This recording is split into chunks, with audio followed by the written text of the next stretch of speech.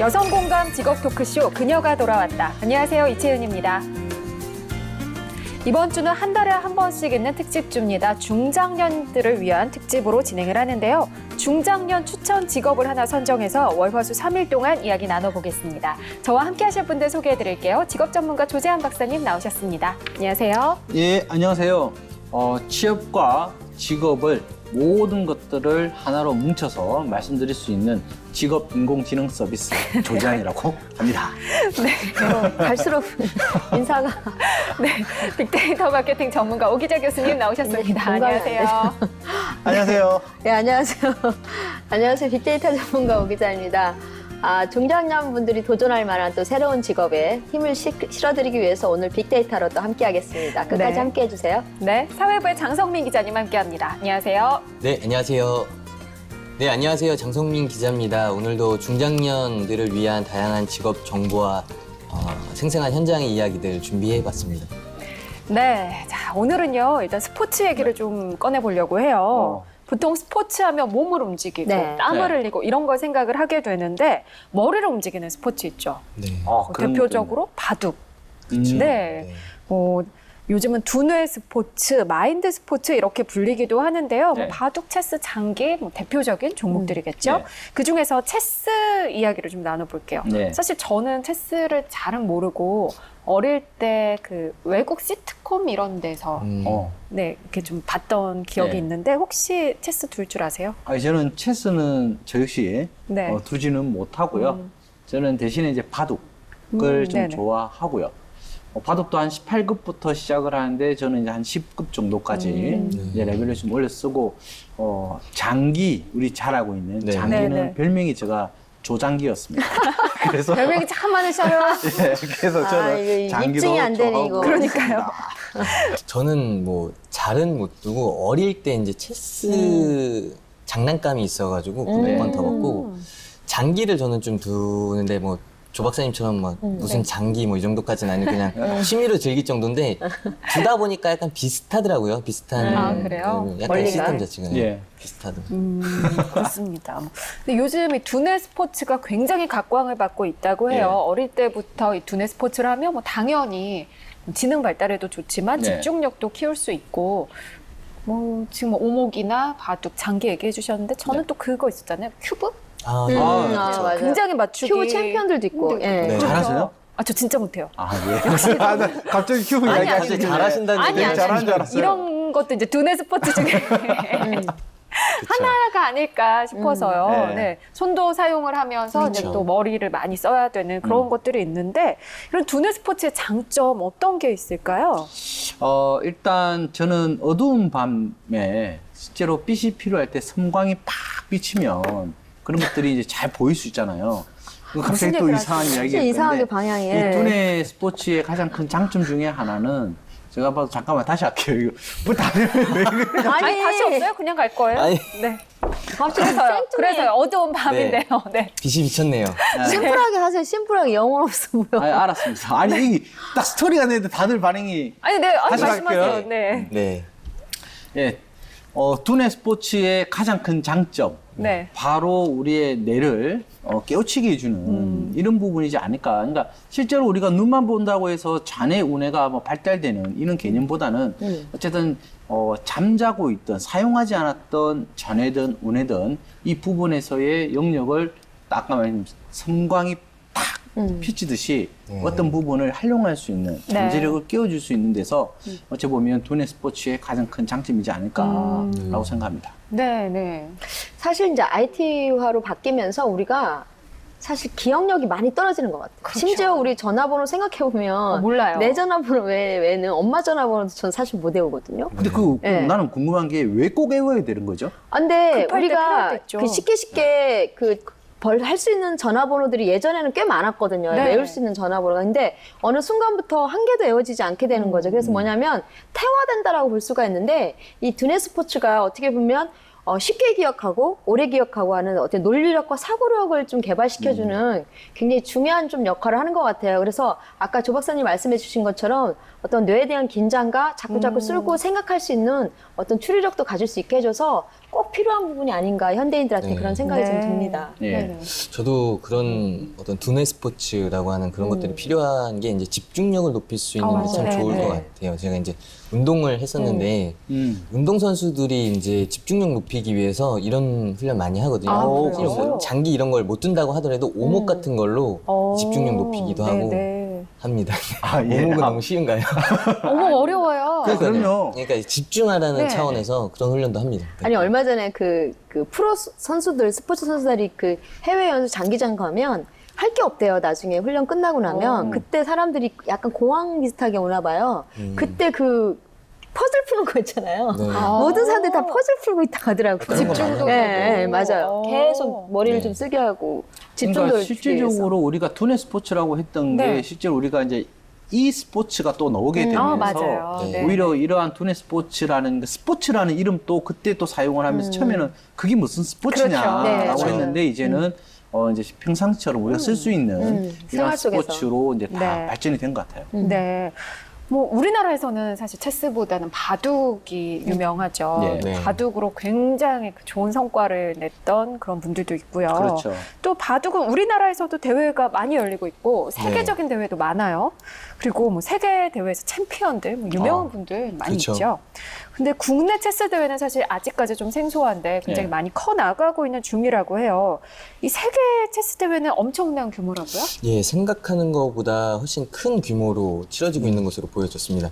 2016년, 그러니까 작년 12월에 열린 대회였는데요. 네. 세계 체스 챔피언인 마그누스 칼센이라는 노르웨이 기사입니다. 이 사람과 러시아 체스 선수인 세르게이 카리아킨이라는 사람과의 어떤 대회에 열렸었는데요. 네. 이 대회가 또 주목을 끌었던 이유가 당시 시합이 냉전 이후의 동서 유럽 간의 어떤 대결로 비춰지면서 양국의 국민들로 하여금 큰 인기를 끌었습니다. 네. 결과는 이제 챔피언이었던 칼센이 승리를 했습니다. 칼센이 승리를 했는데 이 상금으로 60만 유로, 그러니까 하나로 약 7억 6천만 원 정도를 차지하게 됐습니다. 와. 얼마 전에 이제 미국에서 열린 US 여자 오픈 골프 대회에서 우리나라의 이제 박성현 선수가 우승을 차지하고 받은 상금이 약 10억 원 정도 되거든요. 예. 어떤 대회의 규모를 이제 상금으로 비추기에는 좀 무리한 부분도 있지만 그만큼 좀 큰 상금이 걸린 어떤 세계 대회에 치러지고 있습니다. 네. 네네. 자, 최근에 두뇌 스포츠의 화두는 인공지능과 인간의 대결이 네. 되겠죠. 그렇죠. 네. 그동안 이 대결 어떻게 이루어지고 있나요? 아, 사실 이렇게 무한 경쟁 시대라는 말이 굉장히 와닿는 부분이에요. 그래요? 이제는 인공지능하고까지 경쟁을 해야 되는 이런 시대가 왔는데 제가 이렇게 보면서 그 첫 번째가 언제냐면요. 1997년에 그 전 체스 세계 챔피언과의 대결에서 네. 이 인공지능이 승리를 했습니다. 네네. 예, 20년 전에, 20년 전에. 20년 전에. 예, 그래서 최초로 이제 인간을 꺾은 AI라고 해서 좀 이슈가 된 부분이었는데 IBM에서 인공지능 체스 프로그램 딥블루라고 있는데 이 딥블루가 체스 챔피언하고 대결해서 첫 번째 승리를 했고요. 두 번째는 뭐냐면 이제 IBM의 대화형 인공지능이 있습니다. 그래서 네. 왓슨이라는 그 이름의 그 대화형 인공지능 프로그램인데 이 인공지능 프로그램은 퀴즈 대결에서 네. 예, 인간을 꺾었습니다. 그렇죠. 예, 그래서 이 IBM 창립 100주년을 기념한 그 퀴즈 대결이었었는데 어떤 분이 이 인공지능하고 싸웠냐면요. 상금을 가장 많이 받은 사람하고 네. 그 다음에 74회 연속 우승을 기록한 선수하고 했는데 AI가 승리를 했고요. 또 세 번째, 우리 너무도 잘 알고 있죠. 작년에 굉장히 이슈가 됐었는데 구글 딥마인드가 개발한 그 알파고. 네, 네, 알파고가 우리 인간 전문 바둑 기사와 그 대결을 해서 4대1로 압승을 좀 거뒀습니다. 네. 자, 근데 이 알파고가 어떻게 이루어진지 혹시 아세요? 아니요. 아, 진짜 이거 보고 제가 깜짝 놀랐는데 컴퓨터 여러 대를 연결하는 일종의 네트워크 컴퓨터인데 네. 이게 총 1202개의 중앙 처리 장치와요. 176개의 그래픽 처리 장치로 구성이 됐습니다. 근데 여기서 놀라운 건 뭐냐면 다른 것들은 인간이 넣어서 그걸 갖다가 대결할 수 있게끔 하는 네. 거잖아요. 이렇게 해서 여기는 70만 회에 해당되는 바둑 그동안의 대결 있잖아요. 예. 네. 그거를 거기다 넣어준 거예요. 그래서 스스로 학습을 한 네. 거죠. 이 알파고가. 네. 네, 그렇게 네. 해서 대결을 했으니까 엄청난 세계 대결이 된 건데 네. 자, 이런 부분들과 좀 해서 지금 어디까지 갔냐면요. 포커 게임은 사실 눈치와 속임수가 어느 정도 반영이 되는 건데 이제 AI가 그것까지 가능하게 됐다라는 겁니다. 그래서 이번에 네. 그 아까 e스포츠 얘기하셨잖아요. 네. 그래서 인간의 도전의 계획을 세우고 있는 게 이제 알파고인데 뭐냐면 스타크래프트 2. 네. 인간과 대결을 지금 준비를 하고 있습니다. 네, 그래서 네. 아마 이게 대결이 되면 아마 세계적인 또 파장이 또 일어날 거라는 생각이 들면서 그렇죠. 네. 약간 위기감도 좀 느껴지는 그런 맞습니다. 부분들이 좀 있는 것 같습니다. 조금 전에 말씀하신 것처럼 이 알파고가 네. 우리 국민이 갑자기 바둑에 관심을 두게 맞아요. 됐는데 네. 이세돌 기사랑 네. 대결을 그렇죠. 했었죠. 그리고 또 중국의 커제 네. 기사랑 대결해서 이겼잖아요. 그렇죠. 저도 굉장히 그때 처음 속상했습니다. 알았어요. 바둑고등학교가 있는 줄. 바둑고등학교가 알파고. 있더라고요. 네. 우리나라에도. 안 웃으시는 분들은 이해를 못 하신 거죠? 했습니다. 많이 들어봐요. 했죠. 아니 진짜 예, 있어요. 네. 바둑 고등학교가. 네, 실제로 네. 바둑 네. 특성화 고등학교도 그럼요. 있고요. 이제 우스갯소리로 알파고가 네. 신흥 명문 고등학교가 됐다. 아, 이런 맞아요, 말이 맞아요. 나올 그럼요. 만큼 정말 강남 그렇게 엄마들이 굉장히, 요즘에 준비하고 네. 있는 알파고. 굉장히 화제가 됐었는데 이걸 보면서 인공지능의 발달 대단하다 이런 생각을 했습니다. 그런데요. 알파고의 아버지라고 이제 불리는 구글의 데미스 하사비스가 4살 때부터 체스를 배웠다고 해요. 그렇죠. 근데 또 심지어 2주 만에 다 체득을 해서 어른을 이길 정도로 실력이 늘어서 각종 대회를 휩쓸다가 13살 때 세계 유소년 체스 대회에서 2위까지 올랐다고 합니다. 그때 그 상금으로 컴퓨터를 사서 프로그래밍 연구를 했고요. 그러다 게임 개발을 거쳐서 인공지능 개발 회사를 세운 게 지금의 알파고로 이어졌다고 하는데요. 이런 걸 보면 앞으로 우리가 뭐 직업에서도 정말 4차 산업혁명 시대에 대비를 해야 된다 이런 얘기 하는데 문제는요. 우리 중장년 여성들, 중장년들 IT에 약한 분들이 굉장히 많거든요. 네. 이제 100세 시대를 넘어서 110세 시대라는 말도 나오고 있는데 그렇다면 앞으로 이제 40년, 50년 계속 일도 하고 계속 살아야 된다는 얘기인데 지금부터라도 IT 관련 공부를 해두는 게 좋을까요? 좋죠. 일단 IT에 관련해 가지고는 이제 중장년 분들이 쓸 수 있는 이런 앱, 그다음에 생활에서 사용 가능한 거, 그다음에 이러한 산업별로 어디에 활용이 되는지에 대한 사례 중심으로 네. 일단은 좀 준비를 하고 네. 익숙하게 받아들이면 좋지 않을까 그래 봅니다. 네. 저는 시니어 대상으로 이제 바이럴 SNS를 교육을 했었기 때문에 이렇게 보면 사실은 이제 그 중장년층이 우리도 그렇지만 사실 중장년층에 제한되는 건 아닌 것 같아요. 그러니까 컴퓨터나 IT 쪽을 그냥 특히 여성분들은 더 안 좋아하는 성향이 있어요. 남자분보다 더 친해지고 싶지 않은 기계와 친해지고 싶지 않은 부분들이 네. 있는데 중요한 건 이제는 변화의 중심에 IT가 있고 그다음에 아까 4차 산업혁명 이런 것들도 외면할 수만 없는 게 현실이기 때문에 1차적으로는 그 변화에 대한 인식을 받아들이는 게 가장 중요한 것 같아요. 그 네. 첫 번째는 그걸 받아들이고 두 번째는 뭐냐면 실생활에서 일단 내가 지금 쓰고 있는 핸드폰, 컴퓨터 이 두 가지부터 좀 친해지는 작업이 좀 하면 좋겠다. 그래서 그걸 좀 친해지게 하다 보면 그것을 자기의 어떤 아이템이나 새로운 어떤 직업이나 창업을 준비할 때 응용할 수 있는 어떤 친화력이 좀 생기지 않을까라는 생각이 듭니다. 그리고 세 번째는 요즘에 시니어들을 위한 굉장히 쉽고 빨리 접근할 수 있는 컴퓨터나 이런 모바일 관련돼서 교육들이 좀 많이 있습니다. 그래서 일단 자발적으로 한번 가셔가지고 적응한다는 차원으로 한번 시작을 네. 해보시면 굉장히 중요할 거라는 생각이 듭니다. 그래서 이제는 뭐 IT를 해야 된다 안 해야 된다 무조건 하셔야 됩니다. 네. 이제는 이게 하나의 변화의 가장 중요한 베이스에 있기 때문에 무조건 하셔야 되는데 이제 어떤 방식으로 나한테 맞게 그거를 이제 최적화시켜서 하느냐가 이제 가장 중요한 경쟁력이 되니까 한번 지금부터라도 시작을 해보시면 좋을 것 같습니다. 네네. 예, 저는 이제 가장 큰 걸림돌이 이제 IT는 뭐 나이 많은 사람 혹은 여자분들이 좀 어려운 분야라는 네, 네. 선입견 자체가 그쵸. 제일 큰 문제인 것 같아요. 사실은 네. 좀 그런 장벽을 좀 허무는 필요할 것 같고요. 저 아는 분이 제 후배 이제 할아버지이신데 90세이신데 스마트폰을 쓰세요. 네. 굉장히 잘 쓰세요. 오. 90세이신데 그런 거 보면은 이제 얼만큼 자주 쓰고 자기가 이제 많이 활용을 하냐에 따라서 충분히 뭐 어렵지 않게 접할 수 네. 있는 부분이라고 생각이 들고 또 한 가지는 자신이 잘할 수 있는 이제 4차 산업혁명 이후에 이제 IT가 발전한다고 해도 자신이 잘할 수 있는 분야는 분명히 생겨날 거라고 저는 보거든요. 그래서 이제 중장년 분들도 자신이 이제 좀 자신감을 갖고 친숙한 게 좀 다가가면 충분히 뭐 어렵지 않게 네. 할 수 있다라고 저는 봅니다. 네. 네. 그렇다면 만약에 IT 관련 그 직업 공부에 중장년 여성이 도전한다면 어떤 식으로 준비하는 게 좋을까요? 저는 일단 지금 컴퓨터보다 더 많이 마케팅이나 여러 가지 분야에 다 적용되는 게 모바일이에요. 그렇죠. 그 모바일의 중심에 이제 우리가 늘 손에 들고 다니는 핸드폰이 있단 말이에요. 그래서 저는 SNS를 좀 먼저 시작해보기를 좀 권해드립니다. 왜냐하면 특히 이제 모바일 중에서도 가장 쉽게 이제 SNS에 응용할 수 있는 게 사진 편집이나 동영상이거든요. 네네. 근데 네. 이 사진 편집하고 동영상 할 줄만 알면 굉장히 간단하거든요. 요즘 어플이 많이 발달이 돼가지고 그러면 이제 친구분들 사이에도 굉장히 스타 소리를 좀 듣고 뭔가 신세대 같은 이미지를 좀 줄 수 있다라고 그쵸. 하더라고요.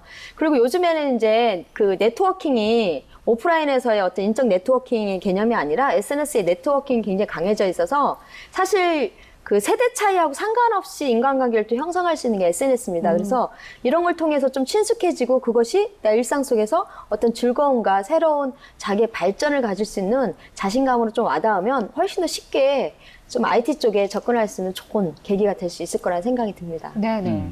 예, 저도 IT 관련 공부, 직업 공부라고 하면 좀 부담스러울 수 있어서 그쵸. 네. 일단 모바일과 굉장히 많이 친숙해지는 어떤 작업, 그런 공부가 필요하다고 생각이 들어요. 이 산업 자체가 이제 모바일로 굉장히 많이 빠르게 이동하고 있기 때문에 그런 거에 좀 발맞춰 가기 위해서는 모바일과 좀 더 친숙해져야 된다고 생각을 합니다. 네. 실제 생활에서 이러한 기술들이 어떻게 접목이 됐고 어떻게 활용이 되는지를 직접 눈으로 보게 되면 또 영상이나 이러한 사례를 가지고 보게 됐을 때 정말 기뻐하시는 분들도 많아요.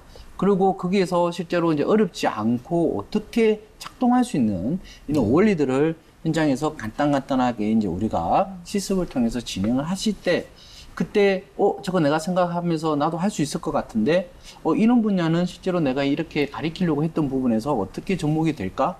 라는 부분들까지 연계가 될 수 있기 때문에 가장 중요한 이런 사례를 먼저 네. 선학습을 해보는 방법으로도 네. 접근이 중요하다라고 말씀드릴 수 있을 것 같습니다. 네, 잠시 체스와 인공지능 IT 관련 이야기 나눠봤습니다. 자, 본격적으로 이제 오늘의 이야기 시작해볼까요? 여성 공감 직업 토크쇼 그녀가 돌아왔다 지금 시작합니다. 매월 마지막 주 그녀가 돌아왔다에서 선보이는 중장년 특집. 8월 중장년 특집에서는 중장년 추천 직업으로 체스 지도사를 선정했습니다. 체스 지도사는 체스를 두는 기술적인 부분뿐만 아니라 체스를 통해 서로에 대한 예절을 배우고 두뇌 발달과 집중력 향상이 가능하도록 지도하는 직업인데요. 교육과 체스에 관심이 있는 중장년 여성들에게 알맞은 직업입니다. 방과 후 수업이나 문화센터 등에서 활약할 수 있는 직업 체스 지도사. 많이 알려지지 않아 선점 효과를 누릴 수도 있는 직업적 장점을 갖고 있는데요. 과연 체스 지도사 자격증은 어떻게 준비하고 취업과 관련해 알아두어야 할 정보는 무엇일까요? 중장년 특집 체스 지도사에 대한 다양한 직업 정보. 이번 주 그녀가 돌아왔다에서 알려드립니다.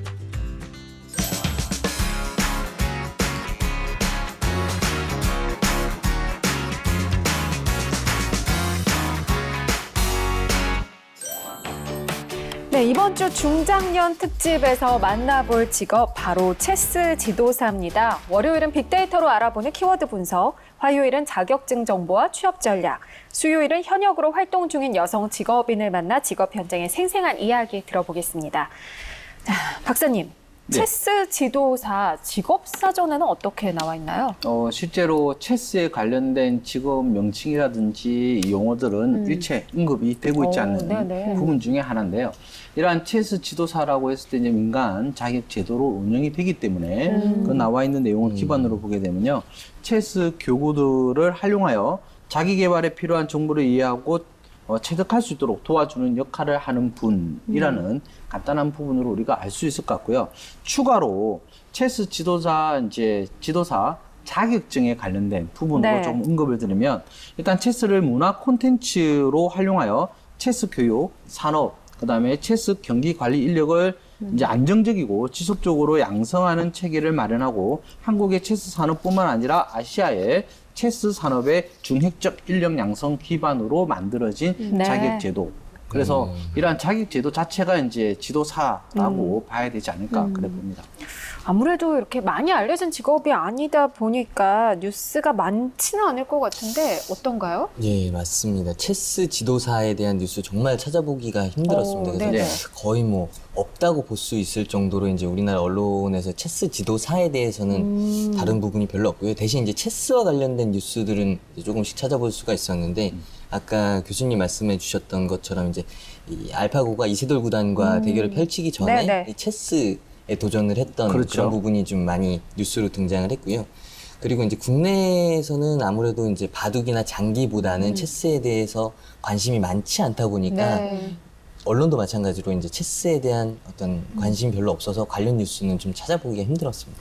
그렇다면 사실 사회적 시선을 논하기도 좀 힘들 것 같은데요. 저 사실은 이제 뭐 체스 지도사라고 물어본다면 좀 생소하거나 그렇죠. 신기해하는 경우가 네네. 굉장히 많았고요.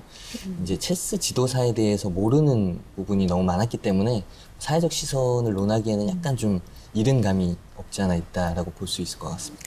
우리나라에선 그렇지만 아시아권에서는 사실 이제 뭐 바둑, 장기 이런 게 유명하지만 유럽 쪽에서는 체스 굉장히 유명하지 않나요? 그렇죠. 유명하고 아까 장 기자님이 이야기했던 것처럼 이러한 이제 세계대회, 전 세계적으로 열리는 세계대회가 뭐 거의 30개 이상씩 네. 이게 열리고 있는데 유일하게 우리나라에서만 이제 거의 열리지 않는 이런 네네. 추이를 가져가고 있습니다. 그러니까 유럽권 우리가 보면 중세나 지금 현대나 또는 이제 뭐 유럽 쪽이나 중남미 쪽, 그 다음에 이제 뭐 북미 쪽 이런 쪽을 보시더라도 이 비즈니스 하시는데 보면 책상 옆에 항상 있는 게 네네. 이 체스판을 항상 두고 네. 있죠. 그리고 뭐 빌 게이츠나 유명한 CEO들 분들도 이러한 체스 경기를 하는 경우도 네네. 볼 수가 있는데 현재 이제 러시아 부분에서 정식으로 이제 프로 이제 선수들이 등록 제일 많이 된 나라가 러시아라고 합니다. 아, 그래요? 그래서 러시아 같은 경우가 이제 체스에 관련해서 이제 선수들이 있다라는 것은 그만큼 프로가 이제 정의가 되어 있고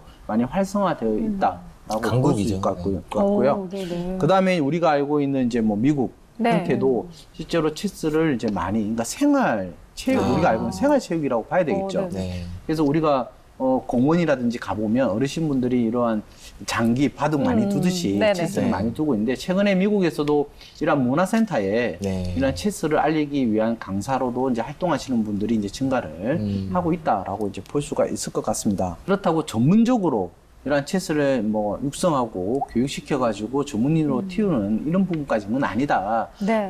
볼 수 있을 것 같습니다. 그리고 최근에 유럽도 마찬가지지만 이러한 뭐 체스 쪽도 PC 게임으로 많이 전환이 되다 보니 누구나 전 세계인이 이제 누릴 수 있는 이런 스포츠 종목으로 발전됐다라고 보시면 될 것 같습니다. 우리나라에서 아직 이렇게 많이 안 알려진 직업이다 보니까 어떻게 보면 지금 퍼스널 브랜드를 강화해 놓는 거 좋을 것 같은데요. 네. 지금 우리나라 같은 경우는 중장년 특집이잖아요. 그러니까 네. 일자리 창출 개념으로 좀 보시면 될 것 같아요. 그래서 어떻게 보면 모든 지도자가 붙는 직업들은 결국에는 뭐냐면, 아까 앞에서 많이 나왔는데, 각종 세계대회 경기 이런 것들이 상당히 많거든요. 그래서 네. 그런 부분에서 수상 경력들이 결국엔 퍼스널 브랜드를 만드는 거고, 그게 또 우리나라에서는 선점 효과를 좀 누릴 수 있을 것 같아요. 그래서 어쨌든 지도사는 가장 중요한 건 첫 번째는 그거에 준하는 전문성을 입증할 수 있는 수상 경력에 대한 스펙들을 좀 쌓아놓는 게 네. 되게 필요하고, 두 번째는 이제 지도를 해야 되기 때문에 얼마큼 쉽고 재미있게 그거를 지도를 받고 싶어 하는 사람들한테 할 거냐라는 어떤 그 사람만의 어떤 노하우나 어떤 그런 비법들이 되게 중요하다고 생각을 합니다. 그래서 지금 이거를 좀 조절을 하셔서 선점 효과를 좀 만들어 놓으면 브랜드 선점 효과가 훨씬 더 빨리 좀 해줄 수가 있고요. 네. 지금 바둑이 한 사람에 의해서 알파고 대결을 통해서 좀 선점이 돼서 갑자기 이슈가 됐던 것처럼 체스도 그런 부분으로 좀 새로운 개념으로 네네. 받아들이면 훨씬 더 좀 틈새 시장이 되지 않을까라는 생각이 좀 듭니다. 장 기자님, 그러면 예. 체스 지도사의 초기 수입은 어느 정도인가요? 예, 초기 수입을 좀 논하기 약간 어려운 부분이 있긴 한데 네. 제가 이제 대략적으로 보면 이제 체스 지도사 분들이 보통 이제 프리랜서 강사로 많이 네. 활동을 하시는데 나가는 어떤 그런 곳들이 문화센터라든가 방과후 수업 같은 데 많이 나가신다고 해요. 근데 이제 조금 어려운 부분은 기존에 개설되어 있지 않은 종목이다 보니까, 과목이다 보니까 그런 것들을 새로 개설해야 되고, 개설할 때까지 어떤 자기의 능력과 어떤 역량을 쌓아야 되는 부분이 있어서 뭐 어렵게는 뭐 100만 원 미만 으로 측정이 되기도 하고 좀 자신이 경력을 쌓고 방과후 수업이라든가 몇 개의 수업을 보장받으면 그다음 한 150만 원 네. 전후로 되는 걸 보면 약간 아직은 좀 어려운 부분이 좀 있다라고 볼 수 있습니다. 네. 네, 체스 지도사 직업에 대해서 잠시 이야기 나눠봤고요. 본격적으로 빅데이터 키워드 분석을 통해서 더 다양한 이야기 함께 해보겠습니다.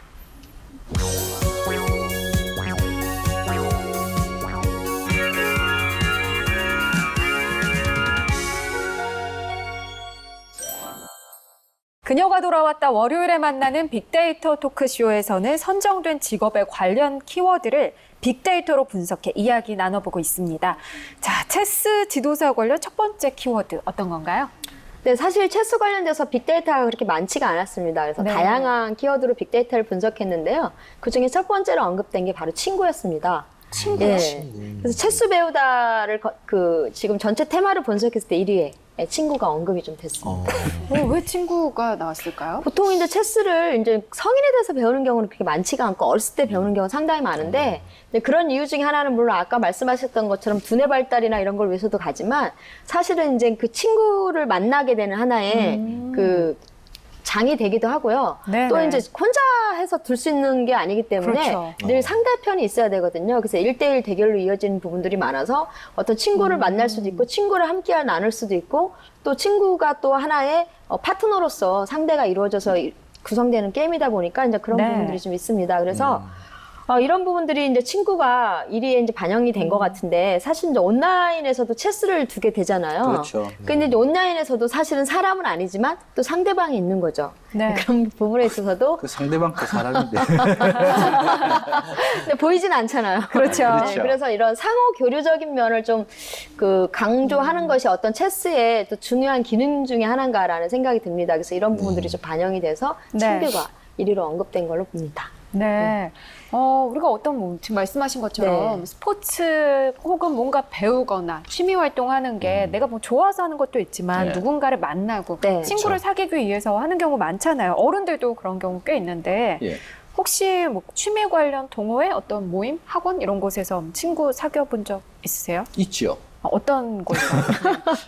저는 이제 당구 동호회를 이제 당구 동호회도 있어요? 있죠. 있고 거기서 이제 하게 됐을 때 이제 아시는 분 그분들은 다 이제 자기 본연의 이제 직업들이 있고 취미 네네. 활동을 이제 하시는 분들이고 근데 실제로 하다 보니까 관련된 사업이 또 엮이게 되고 같은 분야에 또 계신 분들이 있다 보니까 추가적으로 또 계약을 했던 이러한 좀 긍정적인 좋은 사례도 네. 있습니다. 그래서 싱글 남녀 같은 경우는 또 어찌 보면 또 좋은 여자친구나 그쵸. 남자친구를 만나기 위한 목적도 있지만 이렇게 이제 결혼하신 분들은 또 그 외적으로의 모임을 통해서 취미 활동을 통해서 또 여러 가지 친구들 만나고 이런 사업권들도 같이 엮어 나갈 수 있는 긍정적인 면이 있지 않을까 그래 봅니다. 네.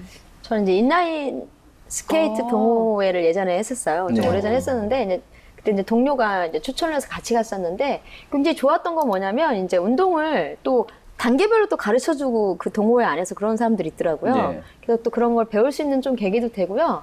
그 다음에 이제 아까 말씀하셨듯이 직장 동료 외에 이제 네트워킹을 가질 수가 있으니까 어떤 스트레스 해소나 어떤 일상 탈출도 네. 되는 좀 부분들도 있었고 사실 저는 이제 국제 인라인 스케이트 대회에 출전도 했었거든요. 오, 예. 그래요? 그래서 저는 이제 비기너 개념으로 이제 출전을 했는데 그 국제대회에 출전한다는 그 자체만으로도 상당히 또 다른 자신감을 좀 그렇죠. 갖게 되는 계기가 되더라고요. 사실 개인적으로 했으면 아마 엄두를 못 냈겠죠. 예. 그렇죠. 그래서 그런 경험도 굉장히 소중한 좀 경험이라는 생각이 들어서 네. 동호회 활동 굉장히 저도 추천을 좀 드리고 싶은 분야 네. 중에 하나입니다. 예. 네네.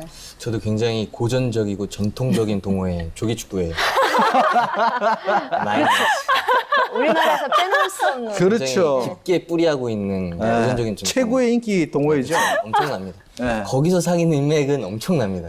특히나 정치라인까지 연결돼 있죠 요즘에는. 그쵸. 아우 많이들 정차신 나오죠. 분들이 그 아침에 그 제일 먼저 인사하러 가는 곳이 조기축구회잖아요. 조기축구회 우습게 보시면 안 돼요. 네, 고전적입니다. 예. 요즘 직장인 그럼요. 야구 동호회도 굉장히 활성화돼요. 아우 그건 비교도 안 되죠. 이제 그런 인맥을 쌓기 위해서 나오는 분들 실제로 있고 네. 저도 뭐 그런 인맥을 쌓기 위해서 나가는 건 아닌데 굉장히 다양한 직군에 계시는 분들이 있어서 장사하시는 분들 많거든요. 그래서 뭐 이제 뭐 맛집이나 이런 데 하시는 분들 맞아요. 가서 네. 혜택도 많이 보는데 그렇죠. 저는 이제 제가 이제 학교 다닐 때 축구 선수를 했잖아요. 그렇죠. 근데 제 같이 운동선수였던 축구선수 했던 친구가 야구 동호회를 나가요.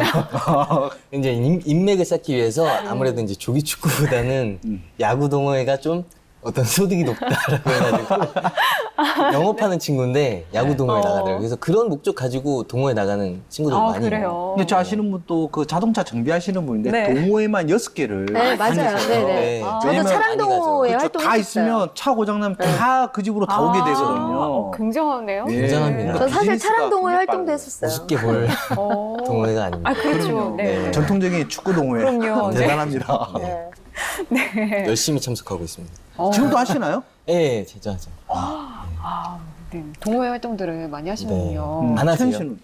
네, 저는. 근데 사실 운동은 동호회 안 하면 지속성을 갖기가 쉽지 않아요. 아, 저는 맞죠. 좀 오히려 약간 좀 낯가림이 심해서 동호회 활동을 굉장히 좀 힘들어 하거든요.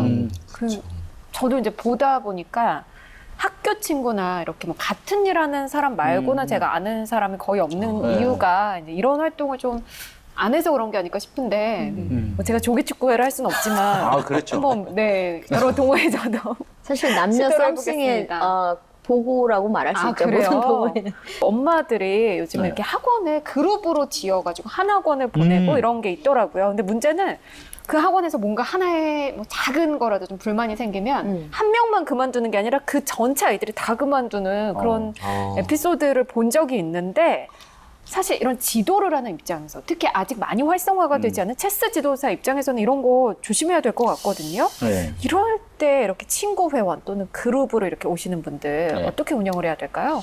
실제로 저는 좀 약간 좀 부정적인, 그러니까 긍정적이지 못하다라고 저는 좀 이야기를 좀 하고 싶어요. 조금 전에 말씀하신 것처럼 어찌 보면 집단 행동을 하는 이 분류에 들어갈 수가 네네. 있는데 일단 학습이라든지 뭔가를 배우고 한다라는 것은 그 친구가 좋아하고 자기가 관심 있어 하는 걸 해야 되는데 지금 결국은 부모님의 의지와 선택에 의해서 희생양이 돼버리는 이런 구조고요. 네네. 이러한 집단 운영에서의 가장 큰 문제점 중에 하나가 바로 비교 대상이 명확하게 나온다는 거죠. 네. 그러니까 똑같게 배우더라도 똑같게 너무 차이가 난다는 거예요. 오히려 부모님이 먼저 선택을 이게 권유를 했지만 제일 먼저 거기에 대해서 비교가 되면서 애들이 힘들어하는 경우이기 때문에 어찌 보면 이제 지도사 입장에서는 어떻게 운영하면 좋으냐 이러한 단점보다는 항상 부모님하고 이야기하고 친구들하고 이야기하시기에는 단점보다는 장점 위주로만 계속 이야기를 함으로써 그 친구가 부족한 거를 티가 안 나게끔 네. 메꿔주는 이러한 지도 방법도 약간 효율적이다라고 네. 말씀드릴 수 있을 것 같아요. 네네. 처음에는 이제 소그룹으로 좀 구성을 해서 이것을 계속 주기적으로 좀 체인지를 하는 좀 작업을 하면 좀 좋을 것 같아요. 그래서 이제 다양한 친구들이 서로 어울릴 수 있도록 하고 이렇게 한 그룹이 계속 가는 개념이 아니라 계속 그거에 대한 체인이나 아니면 교류, 다른 곳하고 또 교류도 하고 이렇게 해서 좀 지속적인 관계망을 좀 넓혀주고 그다음에 체스 지도사하고의 또 관계도 굉장히 중요하잖아요. 그렇죠. 네. 이제 그런 부분들을 좀 형성해 가는 거 외에는 좀 어려울 것 같아요. 왜냐하면 그 약간 지역의 특성도 있고 어느 곳에 사느냐에 따라 좀 달라지는 부분들이 있거든요. 그리고 엄마와의 친밀도는 사실 체스 지도사하고 형성하는 게 되게 중요한데 엄마들끼리만 친해지면 이곳이 집단 행동으로 갈 수 있는 아주 중요한 좀 소지가 되기 때문에 네, 네. 체스 지도사가 이제 부모님들하고 개별로 좀 친해지는 관계 형성도 되게 필요하다고 봅니다. 그래서 그런 부분들을 계속 좀 만들어 가시면 크게 뭐 염려하진 않으실 것 같아요. 특히 좀 이게 학습 관련된 게 아니고 어떤 네. 아이들의 어떤 부가적인 두뇌 개발 관련된 거기 때문에 충분히 그런 건 좀 극복하실 수 있을 거라는 생각이 좀 듭니다. 네. 자, 첫 번째 키워드 친구였습니다. 두 번째 키워드 어떤 건가요? 좀 익숙하지 않은 분들한테 이게 무슨 말인가 그래서 그 오해하실 수도 있는데 두 번째 키워드는 바로 나이트입니다. 나이트요? 네. 저 좋아하는 거. 네, 제가 그러신가요? 한창 때 좋아했어요. 나이트 클럽이요? 네, 이럴 그 줄 나이트 알았어요. 아닌가요? 그 나이트 아닙니다. 아닌가요? 네. 그 체스 키워드 전체 테마를 분석했는데 1위에 네. 나이트가 언급이 나이트. 됐습니다. 왜 이런 결과가 나왔을까요? 사실 이제 체스에 관심 있는 분들은 알 텐데 체스의 말이 6개가 있습니다. 그 중에 네네. 하나가 바로 나이트라는 말이고요. 아. 체스가 6개 있는데 이렇게 디자인 이렇게 되어 있어요. 네. 그 중에 가장 멋있는 제가 봤을 때는 멋있는 말 중에 하나입니다. 옆에 네. 이렇게 모습이 이렇게 이제 말 모양으로 되어 있는데 굉장히 멋있습니다. 그래서 이 나이트가 가장 인기가 있고요. 이 마케팅 측면이라든가 여러 가지 아이템 측면에서 이 나이트가 가장 많이 또 다양한 아이템으로 좀 개발이 돼서 나오는 좀 성향들이 있습니다. 그래서 네. 저 이왕 이제 말씀을 드린 김에 좀 설명을 드리면 킹이 있어요. 킹.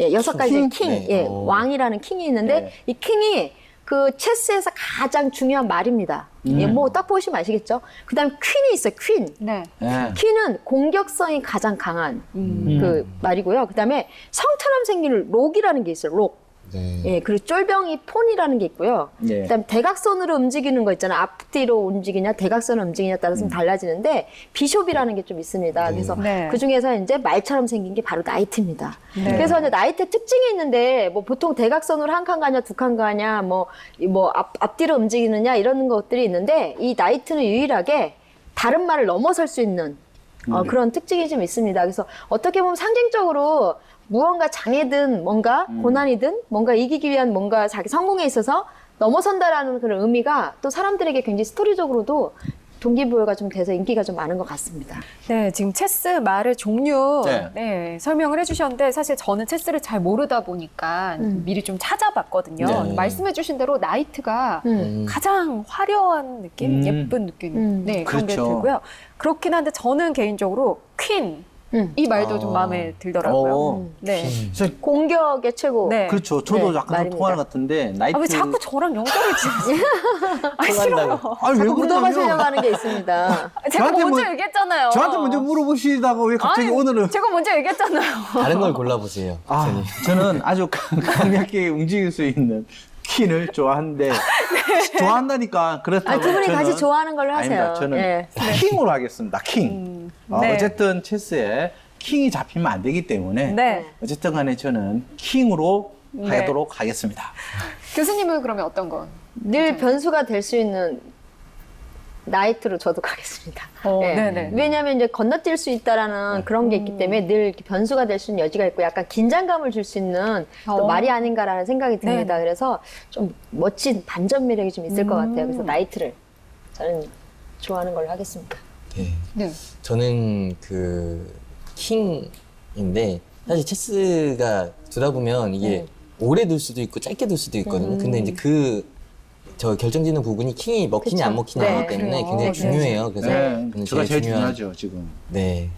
그 퀸 하시면 체스하고 똑같은데? 전 킹. 아니 킹. 퀸이고 킹. 킹. 킹.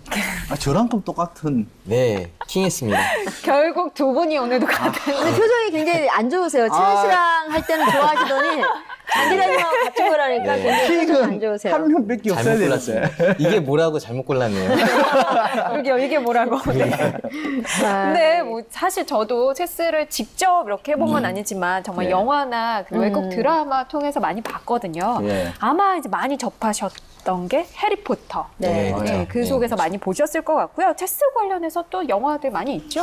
예, 많이 있습니다. 체스를 소재로 했던 영화들이 굉장히 많이 있는 편이고 대부분 이제 외국 영화들이 많은 편인데 이제 실화를 바탕으로 한 체스 영화가 있습니다. 세계의 매치라는 어떻게 보면 체스를 대표할 수 있는 영화다라고 볼 수 있을 것 같은데 1972년에 있었던 세계의 대결을 소재로 했던 영화입니다. 이제 당시 소련의 체스 기사는 한 수를 두는데 평균 3초밖에 걸리지 않는다는 체스 황제 네. 가 주인공이고요. 반대로 미국의 체스 기사는 한 수를 둔과 동시에 150수를 내다본다라는 어떤 체스 천재와의 대결이었는데 와우. 이게 이제 왜 세기의 대결이냐고 하면 당시에 이제 자유주의를 대표하는 미국과 공산주의를 대표했던 소련의 어떤 총, 칼 없는 전쟁이다. 네. 제3차 세계대전이다라고 해가지고 굉장히 관심을 끌었던 대결이었어요. 그래서 네. 그 영화를 그 소재를 영화로 영화. 했던 영화가 이제 세기의 매치라는 영화였고요. 그 외에도 이제 외국 영화 같은 경우 굉장히 체스를 소재로 했던 네, 영화가 많이 있습니다. 네. 네, 네. 자, 이 체스 지도사 수업할 때 혹시 좀 이제 잘 모르거나 아니면 아이들이 뭐 흥미가 좀 없어 보인다 이럴 때는 이런 영화 함께 이야기하면서 네. 네. 네, 그렇게 지도를 해보는 것도 하나의 방법이 될 것 같네요. 자, 두 번째 키워드 나이트였고요. 세 번째 키워드 어떤 건가요? 세 번째 키워드 체스에 대한 선입견을 깨는 네. 키워드입니다. 그래요? 쉽다라는 뜻입니다. 쉽다. 아, 쉽다. 예. 아, 쉽다. 예. 네. 그러니까 체스 지도사 키워드 근무정 테마를 분석했을 때 쉽다가 2로 언급이 좀 됐습니다. 실제로 그런 건지 궁금한데 어떻게 해석할 수 있을까요? 사실 체스가 배우는 게 그렇게 어렵지 않거든요. 네. 좀 쉬운 부분들이 있어서 가르치는 것도 좀 쉽게 생각하는 부분들이 좀 있다라는 생각이 듭니다. 그런데 사실은 이 체스를 가르치는 건 나름대로의 노하우나 어떤 비법, 그다음 또 쉽게 가르쳐주는 게 그 가장 중요한 포인트거든요. 그래서 이런 부분들이 실제로 체스 지도사를 준비하는 분들한테는 쉽게 여겨지기보다는 자기 나름대로의 어떤 비법이나 노하우를 좀 형성을 하는 게 굉장히 좀 중요한 부분인 것 같습니다. 그래서 이런 부분에 있어서 이제 긍부정 테마에서 어떻게 보면 이제 부정적인 요소로 언급이 됐다라고 보시면 될 것 같습니다. 네. 지금 말씀해 주신 것처럼 네. 누군가를 가르친다는 거 정말 쉬운 일은 아니거든요. 체스 지도사 직업에서 예상되는 어려움 어떤 게 있을까요? 일단 직업이라는 측면은 이제 본인이 좋아해서 최근에 요즘 창직이라는 말도 많이 쓰죠. 네네. 새로운 네. 직업을 이제 자기 브랜드화 시켜서 만드는.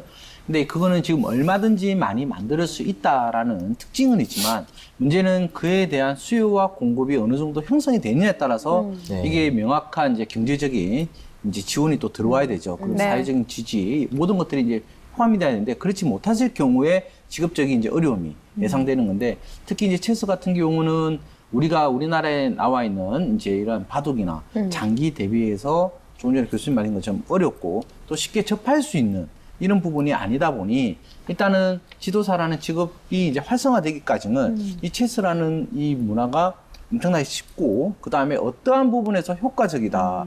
그리고 이러한 효과를 얻으니 아이들이 이렇게 달라졌더라. 이런 부분들이 강력하게 이제 어필을 할 수 있고 연구적인 측면이라든지 이러한 사례 발표라든지 연구 사례들이 자꾸 나와줘야지만 실제로 이런 부분들이 직업적인 측면에서 활성화되고 움직일 수 있다라는 부분이고요. 마지막으로 하나 더 말씀을 좀 드리면 우리가 이 사교적인 측면에서 이러한 이제 1대1로서 친구들을 하지만 실제로 PC 게임을 통해서도 계속 우리가 할 수 있는 부분들이 있거든요. 네. 그러니까 이러한 오히려 역효과를 가기 전까지 있는 지도사 분들이 실제로 같이 어울릴 수 있는 사교성과 어울림, 그 다음에 두뇌 개발, 그 다음에 이제 친구와의 이런 부분들까지 활성화시킬 수 있는 프로그램, 이러한 개발들도 활성화된다면 이 직업 분야들도 활성화될 수 있지 않을까 네. 그렇게 봅니다. 네네. 우리나라 아직 체스 지도사가 이렇게 안정권에 대한 개념이보다는 새로운 직업군에 대한 인식이 더 많기 때문에 사실 그게 가장 어려운 것 같아요. 그래서 그런 제도적인 시스템으로 해서 좀 지속적인 지원과 그다음에 전문가를 양성할 수 있는 제도적인 시스템을 만드는 게 가장 중요한 것 같아요. 그게 되지 않으면 사실 반짝했다가 없어지는 경우가 상당히 네네. 많거든요. 그런 부분들하고 또 그런 거에 대한 성과를 좀 보여주려면 사실 스타들도 좀 나와야 되거든요. 체스 지도사니까 그 체스를 배운 친구들 중에서 세계 챔피언이 나온다거나 그래서 제자 양성에도 조금 영향을 줄 수 있는 부분들이 좀 있고 그리고 또 이런 거에 대해서 아까 말씀하셨지만 지속적으로 수강생들이 형성이 좀 돼줘야 지도사들도 계속 배출이 좀 되는 거거든요. 그래서 이런 부분들이 좀 학교 시스템이든 네. 그 제도적인 시스템이든 맞물려서 좀 빠른 시일 내에 좀 단계적으로 만들어가는 그런 관계 형성이 좀 돼야 발전이 좀 될 수 있을 거라는 생각이 듭니다. 네네. 예, 저도 뭐 비슷한 생각인데 일단 지도사니까 그 지도를 배우려고 하는 수강생들의 어떤 수요 문제 가장 좀 시급할 것 같고 결국 그거는 어떻게 보면 직업 종사자들의 몫인 것 같아요. 네. 홍보하고 개발하고 그만큼 이제 탄탄한 내공을 쌓는 게 중요하지 않을까 싶습니다. 뭐 체스뿐만이 아니라 뭐 다른 분야에 있어서도 성인 교육과 학생 교육은 또 차이가 있을 네. 것 같은데요. 저는 성인 교육은 사실 체스를 배우러 가는 사람들이 왜 여기를 갈까라고 생각을 했을 때 사실 어떤 자기만의 어떤 힐링 타임을 갖기 위해서 간다라는 생각이 들어요. 그래서 성인 교육에 좀 승부욕을 접목을 시키면 굉장히 많은 수강생을 유입할 수 있는 좋은 좀 계기가 될 수 있을 거라는 좀 생각이 들고요. 그 다음에 이제 어린이 교육에는 사실 집중력이죠, 결국에는. 집중력인데 요거를 다른 학습하고 좀 접목해서 같이 좀 하게 되면 아이들한테 집중력이라든가 어떤 사고력을 향상할 수 있는 계기가 좀 될 수 있어서 약간 좀 이원화시켜서 네. 그런 그 학습 목적이나 그다음에 방법이나 이런 걸 좀 차별화해야 될 필요성이 좀 있겠다라는 생각이 좀 듭니다. 네네. 네. 또 어떤 차이가 있을까요? 일단 보게 되면 성인 교육 같은 경우는 이제 해외 바이어라든지 이제 해외 이제 이런 비즈니스 측면에서의 어찌 보면 하나의 예의, 이제 관습으로 우리가 할 수 있는 이런 부분들도 있잖아요. 국내 같은 경우도 뭐 바둑 같은 경우도 뭐 장인어른이나 이렇게 했을 때도 한번 자네 바둑 둘 줄 아나? 라고 했을 때 예, 들 수 있습니다. 라고 하는 것처럼 성기 교육 같은 경우도 어찌 보면 하나의 비즈니스를 위한 부분으로 우리가 좀 배우는 게 좀 혼수인가요? 좋을 것 같고요. 그 다음에 이제 학생 교육 같은 경우는 이제 이러한 두뇌 개발도 있지만 게임이라는 게 또는 프로그램이라든지 또 한정적이잖아요. 그러니까 체스라는 새로운 외국 사람들의 이러한 사고방식과 이 프로그램, 이런 룰은 어떻게 되는지 또 네. 이런 것들을 배우게 되면서 좀 글로벌적인 이런 사고방식을 키울 수 있고 일단 제일 중요한 건 재미와 흥미를 불러일으킬 네. 수 있는 이런 교육 방식이 되어야 되지 않을까 그렇게 봅니다. 지도사와 관련된 직업이 굉장히 많아요. 저희가 네. 몇 번 다룬 적도 있는데 그 네. 외에 또 어떤 지도사 직업이 있을까요? 일단 뭐 새로운 직업 지도사 관련해서는 이제 앞으로 궁금증을 제가 유발하기 위해서 뭐 말씀드린 그렇고 이제 기존에 했던 것 중에 제가 좀 기억이 나는 거 한 네. 번 더 좀 짚어보는 게 있는데 일단 아동 요리 지도사가 저는 네. 이제 그렇죠. 했던 지도사들이 네네. 좀 굉장히 많이 네. 이제 활성화됐고 왜냐하면 이 체스 지도사도 이런 아동 요리, 그러니까 중장년층에 관련해서 많이 접할 수 있는 부분들이 네. 좀 활성화될 수 있는 측면에서 이제 한번 참고하시고자 제가 네. 이렇게 좀 말씀을 드렸고 두 번째로 보면 그래도 중장년층에서 자기 건강도 지키면서 또 직업적인 활동을 경제적인 활동도 할 수 있는 에어로빅스 지도사 네네. 네. 부분도 있었죠. 그리고 마지막으로 보게 되면 제일 좋아했던 저도 나름대로 좋아했던 유아숲 지도사 같은 네네. 경우도 네. 어찌 보면 건강과 중장년층한테 굉장히 효과적인 지도사이지 않을까 그래 봅니다. 뭐 스포츠 관련해서도 지도사가 많죠. 예, 제 주변에 이제 스포츠 관련 지도사 자격증 갖고 있는 친구들 굉장히 많은데 이제 체대를 졸업하면 생활체육 지도사 네. 예. 자격증 중에서도 이제 종목별로 하나씩 꼭 따거든요. 그래서 네. 주변에 보면은 헬스, 수영 것들은 이제 기본적으로 있고 그 외에 이제 많이 하는 배드민턴이라든가 오. 테니스, 네. 뭐 탁구 이런 지도사 가지고 있는 분들이 이제 생활체육 스포츠에 나가서 굉장히 큰 역할들을 하고 있습니다. 우리가 했던 네. 요가 지도자도 예, 그런 거에 들어갈 수 있어요. 그리고 네. 꼭 이렇게 전공하지 않았다고 하더라도 이제 동호회 참여라든가 이런 쪽으로 했다가 이제 직업으로 갖게 되는 경우도 굉장히 많이 있습니다. 네. 자, 세 번째 키워드 쉽다까지 살펴봤습니다. 네, 지금부터는 체스 지도사에 대해서 보다 자세한 직업 평가를 통해 직업 전망 살펴보겠습니다. 평가 항목은 직업 전문성, 고용 안정성, 근무 여건, 창업 확장성, 직무 수행 만족도, 미래 직업 전망 6개 분야고요. 각 평가 항목마다 5점 만점으로 평가를 해주시면 됩니다. 총점 30점으로 최종 평가 책정하겠습니다. 자, 먼저 오 교수님 직업 전문성 평가해 주시죠.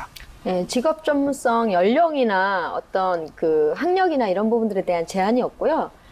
그다음에 이제 자기가 그것에 얼마만큼 이제 취미를 가지느냐 따라서 체스 지도사로서 사실 평생 직업으로도 가져갈 수 있는 좀 부분들이 있습니다. 근데 진입 장벽이 그렇게 높지 않은 편이기 때문에 사실 중장년층이 진입하기가 상당히 좋은 직업 중에 하나고 또 우리나라 문화 중에 바둑이나 장기를 좀 좋아했던 분이라면 또 더 쉽게 접근할 수 있는 부분들이 있기 때문에 직업 전문성은 3점으로 평가를 했습니다. 네, 직업 전문성 5점 만점에 3점으로 평가를 하셨습니다. 조 박사님 고용 안정성 평가해 주시죠. 일단 고용 안정이라고 얘기하는 것 중에 하나가 가장 중요한 키워드가 바로 기한입니다. 기한. 그러니까 네. 계약 기간이라는 이 부분이 중요한 부분인데 일단은 지금 이제 체스 지도사 같은 경우는 방과 후 수업이라든지 그다음 문화센터 이런 시간제와 이제 어찌 보면 프리랜스 역할로서 이제 고용이 많이 형성이 돼 있다라는 거죠. 그런데 좀 긍정적으로 좀 봐야 될 부분 중에 하나가 실제로 희소성. 네. 이 부분이고요. 지금 이제 앞서서 이제 오 교수님이 말씀하신 것처럼 이러한 체스 지도사가 어떻게 이제 형성이 되고 이러한 스타 강사라든지 지도사가 나와주느냐 또 방송에서 어떠한 역할들이 나오느냐 어떤 효과가 나오느냐에 따라서 이러한 고용적인 부분들도 어찌 보면 장기로 갈 수 있는 아주 좋은 이러한 메리트도 있다라고 봐야 될 것 같습니다. 실제로 지금 현재 학생들의 이러한 방과 수업에 의해서 신청 수에 따라 가지고 진행이 될 수도 있고 폐강이 될 수도 있는 이러한 이제 고용 안정이 좀 불안한 여건도 있지만 네. 이러한 부분들을 좀 전반적으로 우리가 평가를 한다면 이러한 불안 요소들도 좀 감안을 해서 우리가 좀 장기적으로 봐야 되기 때문에 현재로서의 고용 안정성 저는 3점을 드리도록 하겠습니다. 네, 고용 안정성 5점 만점에 3점으로 평가하셨습니다. 장 기자님 근무 여건 어떻게 볼까요? 예, 근무 여건은 어떤 타 직군이랑 비슷할 수도 있을 것 같아요. 프리랜서 강사로서 이제 방과 후 수업이라든가 아니 문화센터에 수업을 나가는 경우가 대부분이라고 볼 수 있을 것 같아서 그곳의 환경이라든가 그곳의 근무 여건을 좀 볼 수 있을 것 같은데 아직까지 체스와 관련돼 있는 근무 환경 자체가 이제 잘 갖춰져 있지는 않은 상태이기 때문에 그런 곳의 근무 환경이 좋음에도 불구하고 약간은 어려움이 좀 있는 것 같습니다. 네. 그래서 그런 점들을 좀 고려해 볼 때 저는 5점 만점의 근무 여건은 4점으로 평가를 하도록 하겠습니다. 네, 근무 여건 5점 만점에 4점으로 평가하셨습니다. 오 교수님 창업 확장성 말씀해 주시죠. 그 체스 지도사 단순하게 e스포츠 개념으로 하게 되면 좀 접근이 어려울 것 같고요. 교육 프로그램으로 좀 접근을 좀 했으면 좋겠다는 생각이 듭니다. 그래서 아까 처음에 우리 두뇌 스포츠라는 거 말씀하셨잖아요. 네. 그래서 그 두뇌 개발 프로그램에 상당히 여러 가지들이 있어요. 그래서 뭐 체스만 있는 것들이 아니라 아주 바둑 장기들도 어떻게 보면 두뇌 개발 프로그램들이고 퀴즈라든가 퍼즐 뭐 여러 가지 이런 것들이 있는데 두뇌 개발 프로그램을 좀 기존에 그 학습과 좀 연결을 해서 프로그램을 좀 개발하는 전문성을 가진 교육기관으로서의 어떤 창업을 좀 권해드리고 싶습니다. 왜냐하면 앞으로 이런 부분들이 굉장히 그 경쟁력 있게 가져갈 수 있는 요소들이고 요즘에 기업들에서 선호하는 인재들이 창의적 인재거든요. 그래서 이런 창의성을 좀 개발할 수 있는 전문기관으로서의 어떤 창업성을 좀 고려를 한다면 훨씬 더 차별화된 그런 창업을 하지 않을까라는 생각이 듭니다. 그래서 그런 부분들을 좀 미래 전망적인 걸 좀 담아서 창업 확장성 4점을 드리도록 하겠습니다. 네, 창업 확장성 5점 만점에 4점으로 평가하셨습니다. 조 박사님 직무 수행 만족도 평가해 주시죠. 예, 어릴 때부터 체스를 한번 좀 해봤고 네. 그다음에 관심이 있어서 해본 분이라면 누구나 도전할 수 있는 부분 중에 하나고 실제로 이렇게 체스를 잘 둬서 경기 측면에서의 대회라든지 대결이 아니라 이러한 이제 지도사와 그다음에 학생들과 또 성인 간의 이러한 교류, 사교적인 측면에서 움직인다면 굉장히 그 직무 수행 만족도는 높아질 것입니다. 반면 실제로 중장년층에서 내가 뭘 할까? 나 체스를 두지 못하는데 한번 해볼까? 라고 했을 때 경제적인 측면에서 그러니까 어찌 보면 돈만 벌기 위해서 네. 접근을 했다면 오히려 직무 만족도는 떨어질 수 있기 때문에 실제로 이러한 직업 전문성 그리고 또 다른 직무 수행 만족도 중에서는 다른 지도사와 달리 이 체스는 쉽게 접근하고 누구나 이렇게 이야기를 하지 못하는 분야입니다. 네. 그렇기 때문에 이러한 직무 수행 만족도 측면에서는 조금 높게 평가를 할 수 있을 것 같아서 저는 4점을 드리도록 하겠습니다. 네, 직무 수행 만족도 5점 만점에 4점으로 평가하셨습니다. 장 기자님 미래 직업 전망 평가해 주시죠. 예, 미래 직업 전망은 저희들이 계속 앞서 나눴던 얘기들처럼 이제 뭐 사실은 이제 우리나라에서는 아직까지는 미래가 밝지 않다라고 볼 수 있을 것 같아요. 많이 알려지지도 않았고 그리고 앞으로 이제 발전하기 위해서는 뭐 스타가 나온다든가 아니면 어떤 붐 이런 것들이 좀 도움을 받아야 될 것 같은데 또 그거에 또 필요한 부분이 뭐냐면 붐이 이른 다음에 그 다음에 또 추후에 어떻게 자리 잡아가냐도 예. 분명히 중요하거든요. 근데 이제 그런 차원에서 좀 넘어야 될 산이 너무 많고 아직까지는 우리나라에서 체스에 대한 인지도가 그렇게 높지 않기 때문에 저는 미래 직업 전망은 5점 만점에 3점으로 평가를 하도록 하겠습니다.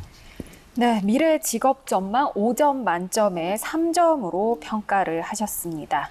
네, 체스 지도사 직업 오늘은 안타깝게도 5점 만점을 받은 항목은 없었습니다. 하지만 네. 전반적으로 고른 평가가 나왔는데요. 체스 지도사 직업의 최종 직업 평가 점수는 총 21점이 나왔습니다. 네.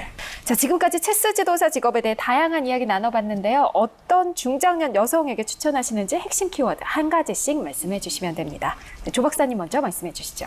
네, 저는 핵심 제 추천 키워드는 어울림이라고 저는 이렇게 말씀을 좀 드리고 싶습니다.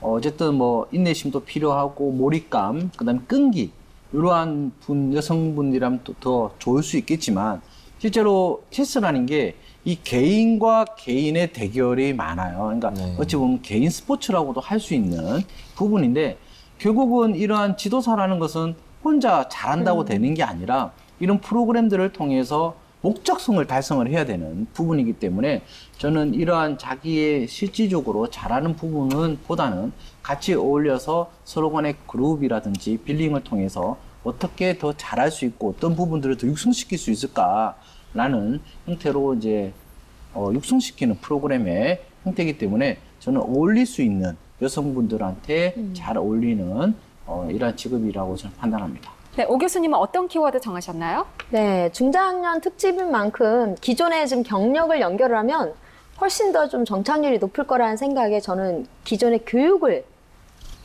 경험했던 그런 분이라면 이 체스 지도사도 좀 무난하게 잘 해결해 줄 수가 있을 것 같습니다. 그래서 이 체스 지도사 아까 말씀드린 것처럼 두뇌 개발 영역의 한 프로그램으로서 활용을 좀 하시길 저는 좀 원하고 있기 때문에 그런 교육적인 개발 프로그램이라든가 이런 것들을 좀 창의적인 발상의 전환 이런 부분들을 좀 연결을 해서 그런 개발적인 측면까지는 고려를 해서 저는 교육 경험이 있는 분에게 추천을 좀 드리고 싶습니다. 네, 장 기자님은요? 예, 제가 선정한 키워드는 영업력이거든요. 네. 이게 약간 좀 상업적으로 들릴 수 있는 부분도 있는데 그런 차원이 아니라 이게 이제 시작하는 단계이다 보니까 네. 어떤 뭐 수강을 개설하고 아니면 오. 수강생들을 어떤 끌어모으는 영업력도 굉장히 중요하다고 생각이 들어요. 그리고 아까 교수님 말씀해 주셨던 것처럼 시작 단계에서 선점하는 효과가 굉장히 크기 때문에 어떤 그런 영업력을 통해서 선점하는 위치에 갈 수 있는 능력을 가지신 분들이라면 충분히 도전해 보실 만한 가치가 있다라고 생각이 들어서 저는 영업력으로 골라봤습니다.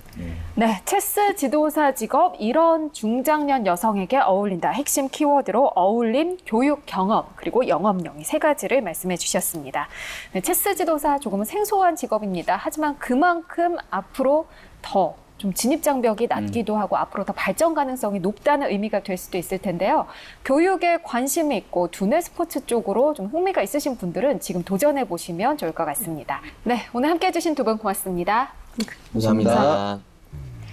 네, 체스 지도사 직업은 새롭게 영역을 넓혀가고 있는 교육 관련 직업인데요. 자격증은 어떻게 취득하고 취업 영역은 어떻게 되는지 내일 자세히 알아보려고 합니다. 내일도 저희와 함께 하시면서 유용한 정보 많이 얻어가셨으면 좋겠습니다. 저희는 내일 다시 돌아오겠습니다. 고맙습니다.